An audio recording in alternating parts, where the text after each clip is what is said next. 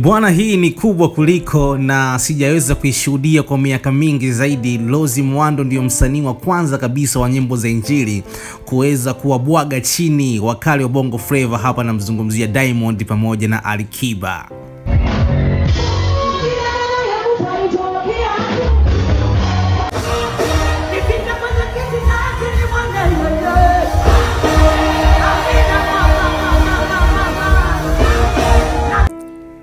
Bwana Malikia huyu wa gospel music hapa anamaanisha miondoko ya nyimbo za injili ameweza kuzua gumzo sana hapa mjini. Hii ni baada ya kuweza kutake headline kwenye vichwa vya habari vya mitandao mingi ya kijamii na blogs nyingi kubwa Afrika Mashariki na Afrika kwa ujumla, baada ya kuweza kufanya tamasha la Pasaka. Bwana, tuliweza kushuhudia vitu vingi sana kwenye mwezi huu wa 4 kama harusi ya Juma Jux, lakini hii ya Rose Muhando imezidi kuwa gumzo zaidi. Bwana, Rose Muhando ameweza kuweka rekodi nyingi sana ndani ya mwaka 2025 kupitia mwezi huu wa 4. Kwanza kabla ya yote niweze kukushauri kitu kimoja, tunakukuomba uweze kusubscribe channel yako hii ya Bongo Complex ili wa kwanza kupata taarifa zetu pale pindi tu zinapoweza kutoka. Vile vile usisahau kucomment, kulike na kushare. Bwana, kupitia blogs mbalimbali ama niweze kusema platform mbalimbali za mauzo ya muziki, mwanamama Rose Muhando ameweza kuweka rekodi mpya baada ya kuweza kuwapiku wakali wa Bongo Flava. Hapa namzungumzia Harmonize, Alikiba pamoja na Diamond Platinum.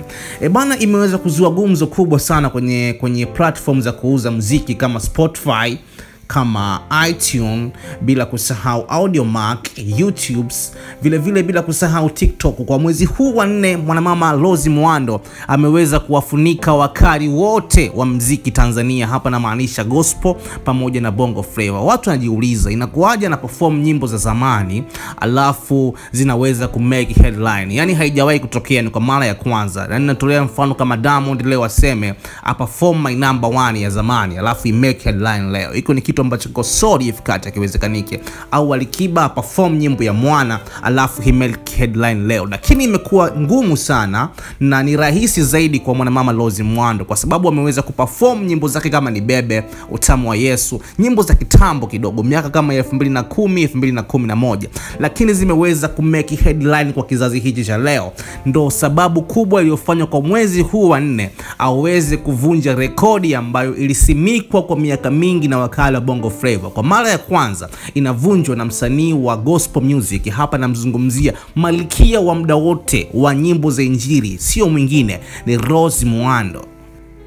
Kuna muda kama aliweza kupotea hivi kwenye game ya music, zikaja rumors nyingi kwamba anatumia madawa ya kulevya, lakini akafanya exclusive interview nyingi. Baada ya hapo sasa hivi amekaa sawa. Bila shaka kuna ngoma moja inakuja ya Rose Muhando na Christina Shusho. Bwana, hiyo nimekuponyezea ya ndani zaidi, ingawaje bado hawaja publish kama ni taarifa ambayo iko so official, lakini za ndani kabisa. Lakini hichi kitu kilimstua sana mkali Diamond Platinum hadi kujiuliza ni nguvu gani ama ni siri gani ambayo mwanamama Rose Muhando yuko nayo ikamfanya aweze kumpatia moja kati ya exclusive interview kwa mwezi wa 4 2025 katika television yake. Hapa na maanisha ni Wasafi Media. Mwanamama huyu aliweza kusimulia vitu vingi, siri ambayo inamfanya yeye aweze kuwa hapa, kila ngoma akitoa iweze kuhiti tena na tena, albamu zake za zamani ziweze kupendwa tena.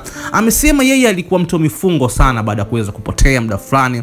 Amekuwa mtu wa kufunga na kuweza kumlilia Mungu na kuweza kumuomba Mungu aweze kumpatia kibali na neema mbele za watu.